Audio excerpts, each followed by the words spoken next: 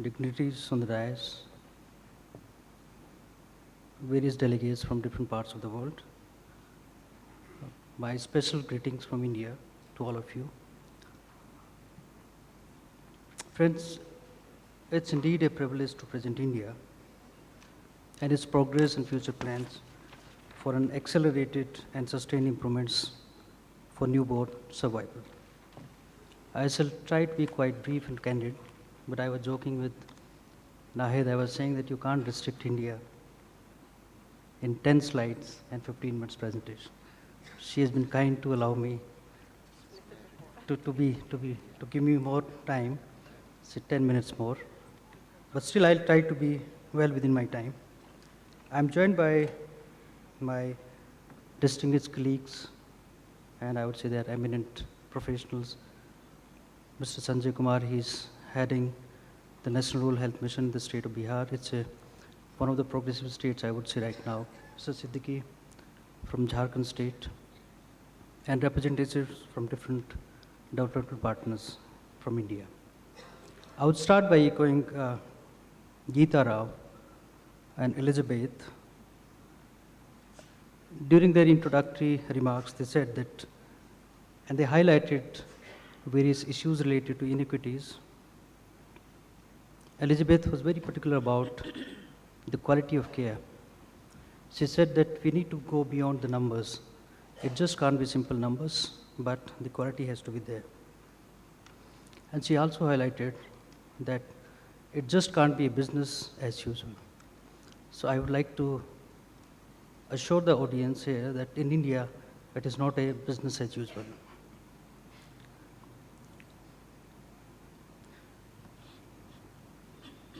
How do we go? Yeah. This is the outline of my presentation.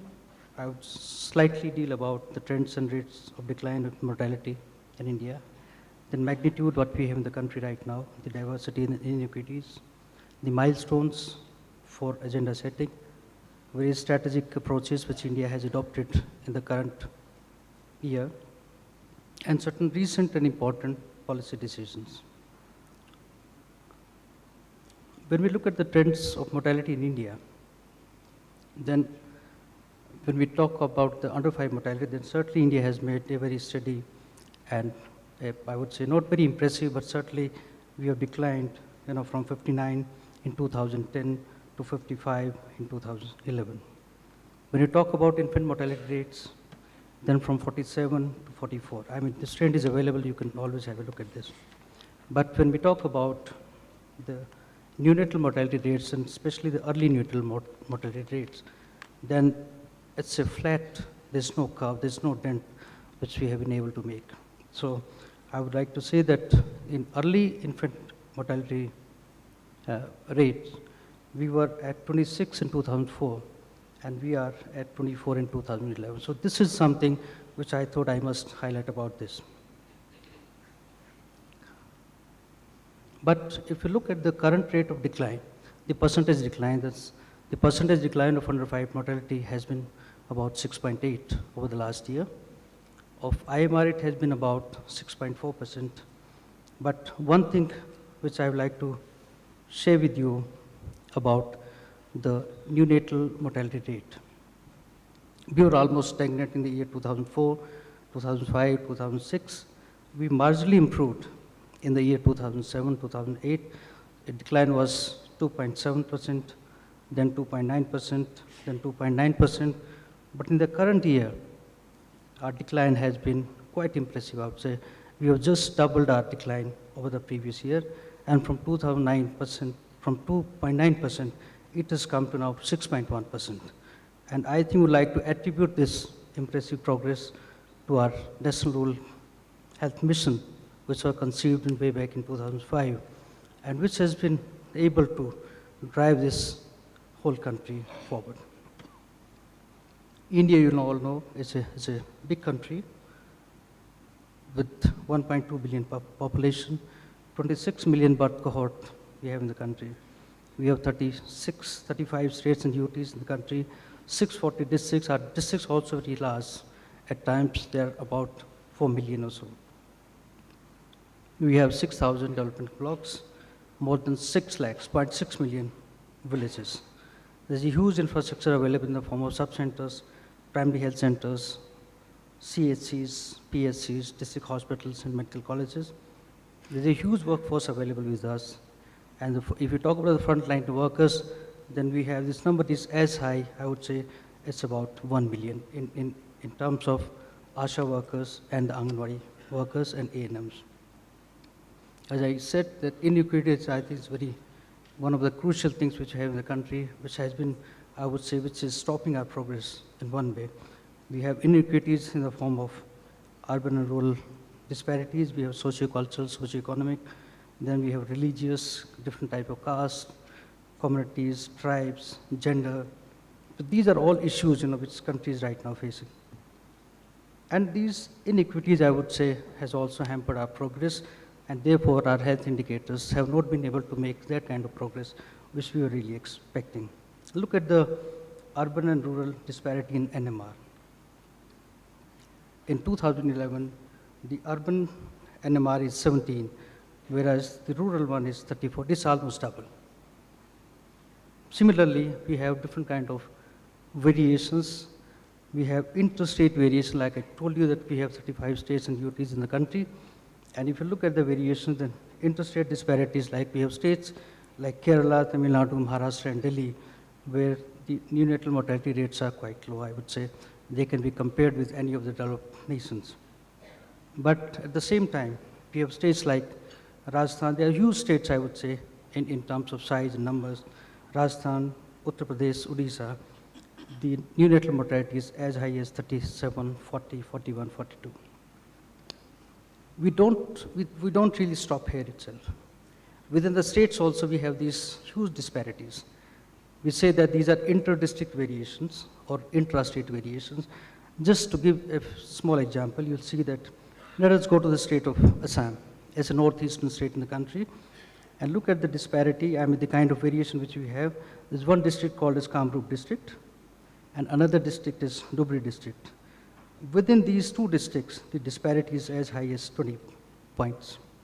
You go to Bihar, similarly, the disparity or the variation is as high as 26. You go to state of Madhya Pradesh, and you go to Odisha, like there's one district called as Angul, where the neonatal mortality is 31. But you go to the district of one of the districts, remote districts and backward districts called as Bulangi, the neonatal mortality is as high as 75. India has certainly made progress and made strides in the health care. And these are the evaluated coverage indicators. I thought I must project what India has been able to achieve in the past couple of years. We have done reasonably well as regards to your skilled birth attendance. When you talk about the institutional deliveries, we have about 73%, 75% of the institutional deliveries. Similarly, the skilled birth attendance is available. So around 80% of deliveries are being conducted or they are being attended by the skilled birth attendants. India has also been able to make impressive strides, especially, if you look at the immunization coverage. I would like to specially mention that our routine immunization coverage is touching about 80% or so. Vitamin A supplementation, but there are certain areas which we really need to work. And I also like to mention here that India has been polio-free now for the last 2 years. Now, what exactly made the difference and how exactly we are trying to move forward? With this background, I'd like to say that there have been certain important and crucial milestones in India's health sector. And I'd like to highlight the first one was the Child Survival Call to Action. It was held in Washington in June 2012. It was co-hosted by the governments of USA, Ethiopia, and India was one of the co-hosts.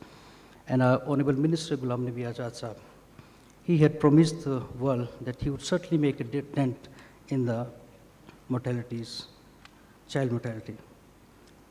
Followed by this, we established an RMN-CHA coalition in the country. It's a government-led multi-stakeholder platform on the lines of global PMNCH. The secretariat is with Save the Children. Another important milestone I would like to say is India's call to action, child survival and development.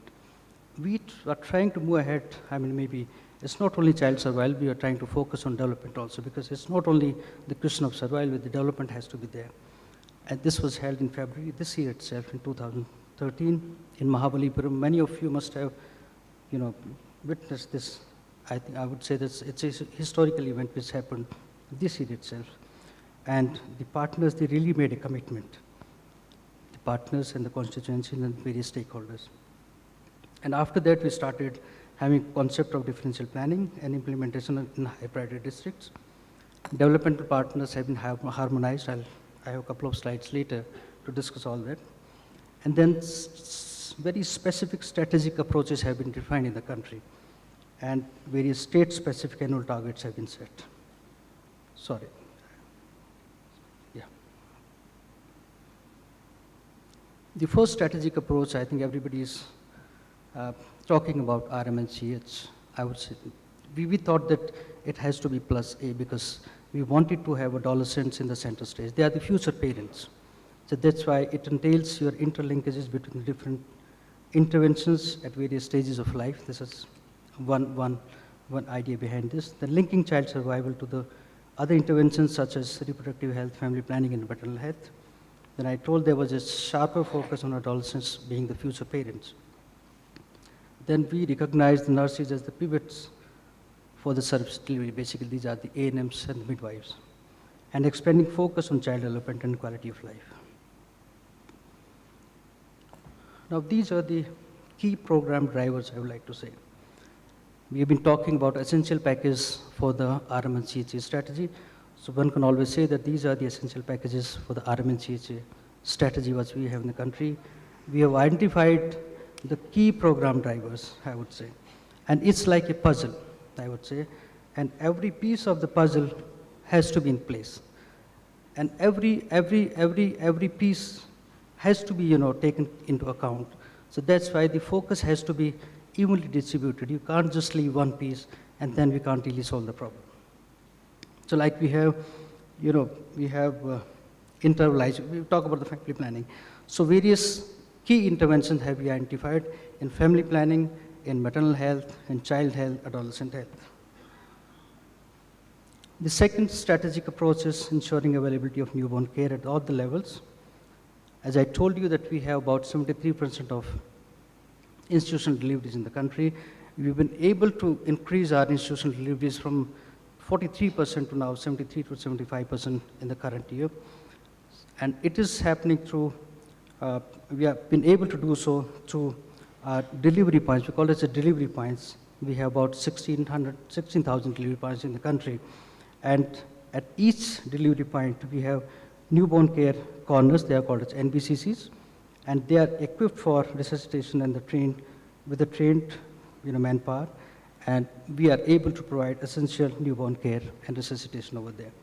If the baby is healthy, then sent back home. We have a concept of home-based newborn care, and we got these ASHA workers.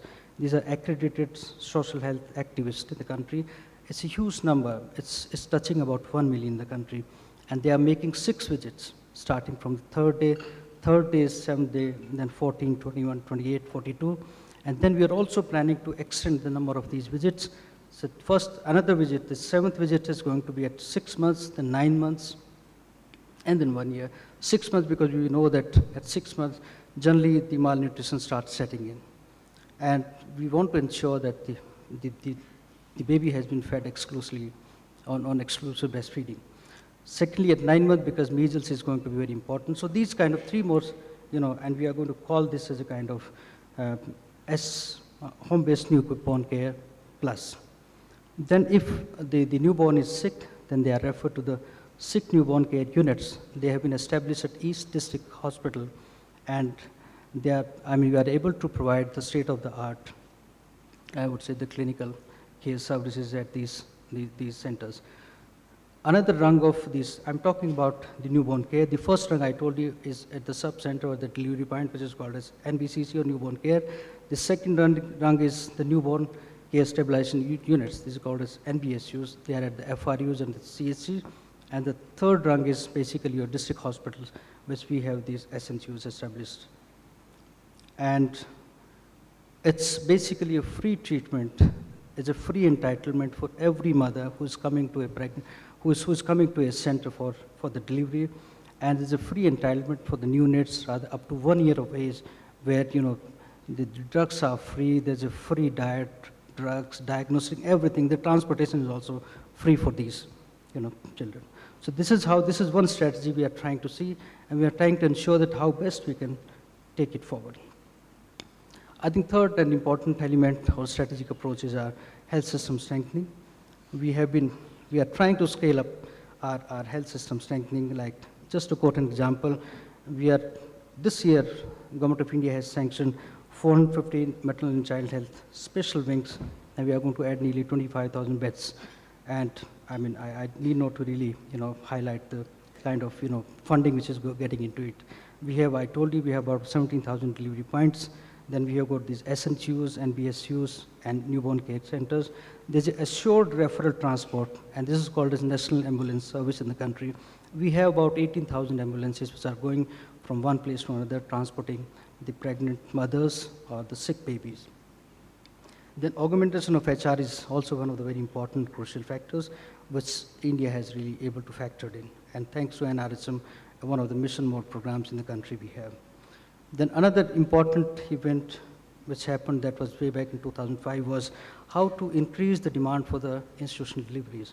And a new scheme was launched. This is called as Janani Suraksha Yojana, JSY. This is basically a kind, one can say, this is a protection for the pregnant mothers.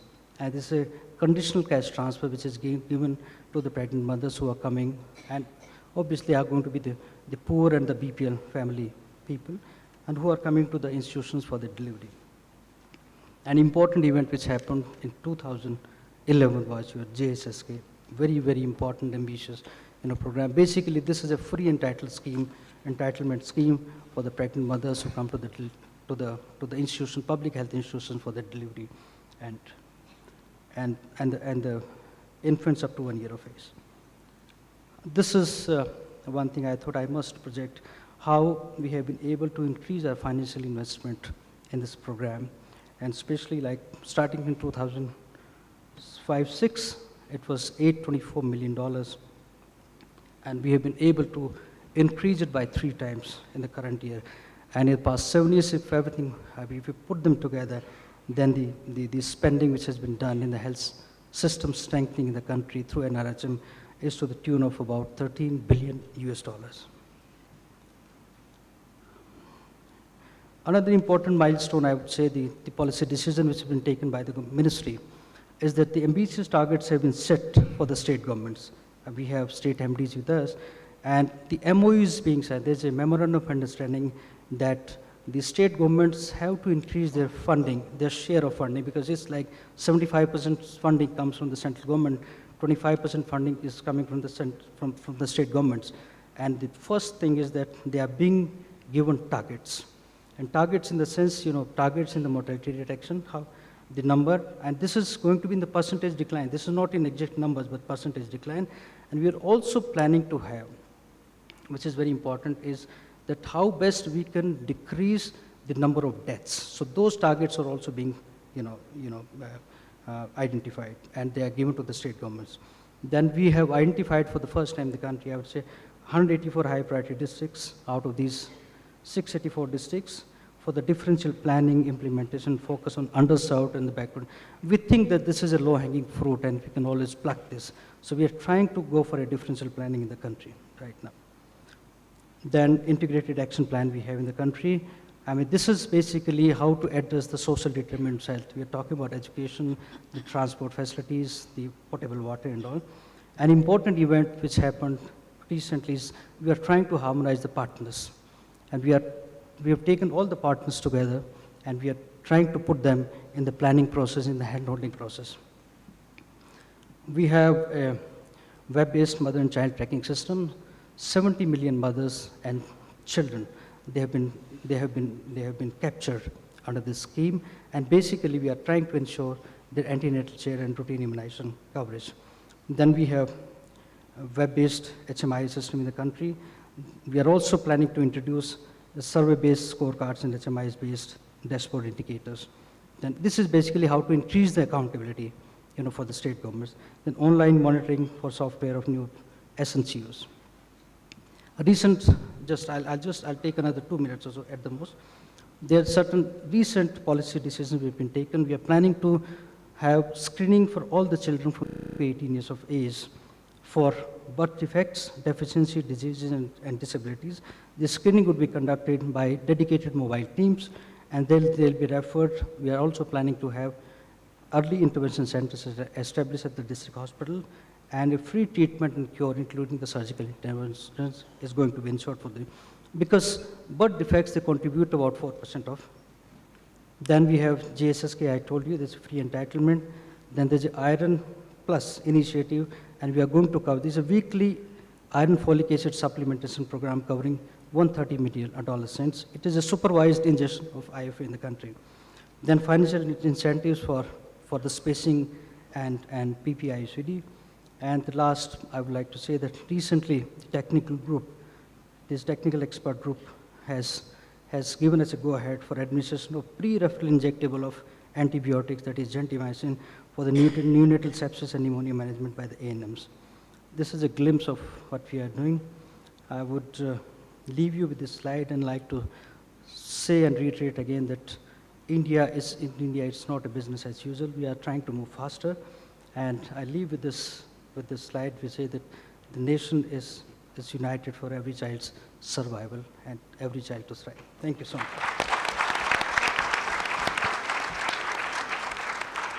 Thank you very much. Thank you very much, Dr. Kumar.